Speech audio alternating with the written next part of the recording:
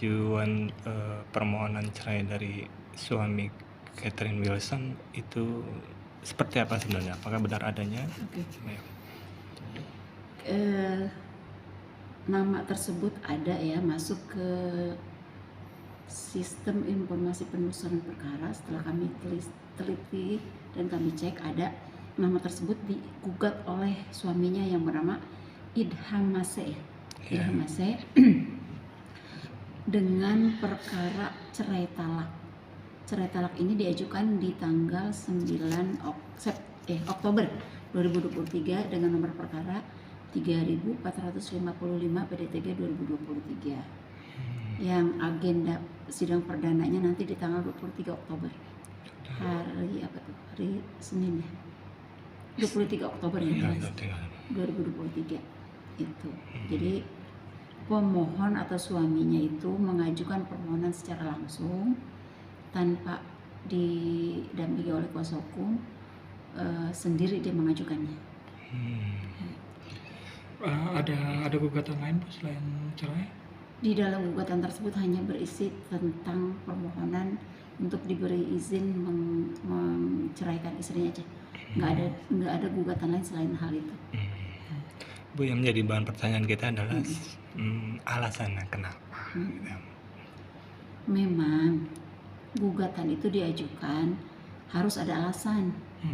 Alasannya antara lain tentu pemohon dalam hal ini karena cerai talak isinya adalah pemohon, identitas pemohon harus dicantumkan, baik itu data dia pribadi, nama, alamat, tanggal lahir, pekerjaan, tempat tinggal. Demikian pula halnya dengan istrinya, nama, umur, pekerjaan, tempat tinggal, dan alasan kenapa dia mengajukan. Misalnya selama dia berdua hidup rumah tangga, kan ada itu namanya alasan hukum ya.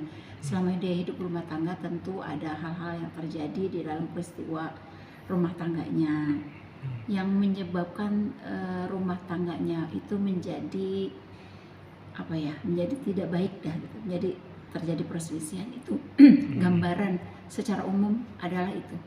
Jadi untuk secara spesifik alasan apa sih sebenarnya masih perlu waktu gitu ya untuk saat ini karena baru masuk perkaranya.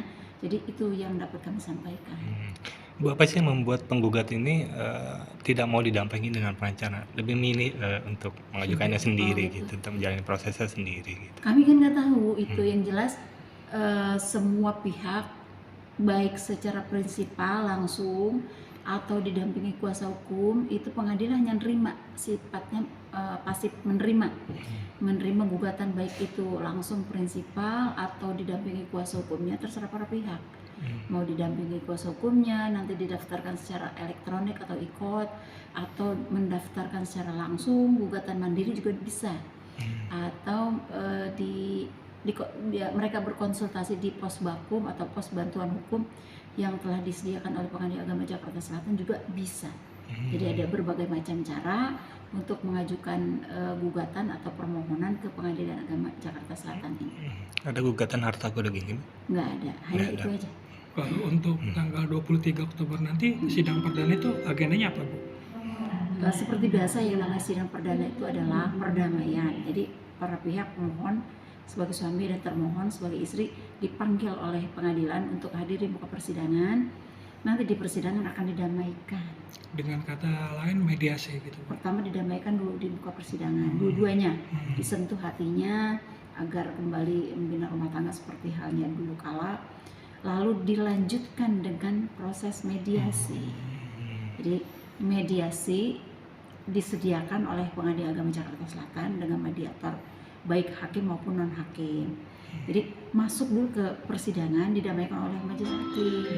Itu diwajibkan datang untuk tergugat dengan. Iya, secara prinsipal itu wajib. Baik dia itu langsung maupun dia didampingi kuasa hukum atau advokat. Walaupun didampingi advokat, tetap pihak prinsipal pemohon atau penggugat dan termohon atau tergugat wajib hadir di muka persidangan. Bu, di dalam berkas itu usia pernikahan mereka baru berapa lama sih Bu? Yang jelas kalau pernikahan kan mulai 2022 ya, Setahun ya, Bu. intinya itu.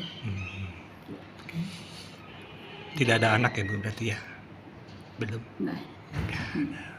Namun jika salah satu pihak tidak hadir dalam agenda perdana ini, mungkin seperti apa Bu nanti kelanjutannya Bu? Kalau pihak pemohon hadir, termohon tidak hadir, maka termohon akan dipanggil kembali untuk persidangan berikutnya. Kalau pemohonnya atau penggugatnya tidak hadir, ya pemohon harus dipanggil juga, dipanggil untuk sidang berikutnya dengan agenda yang sama. Biasanya berapa kali Bu ketika perdana tidak datang, terus kedua tidak datang, biasa berapa kali Yang untuk pihak mana nih dulu? tergugat? Kalau termohon atau tergugat? ter- Kasuistis ya. Hmm.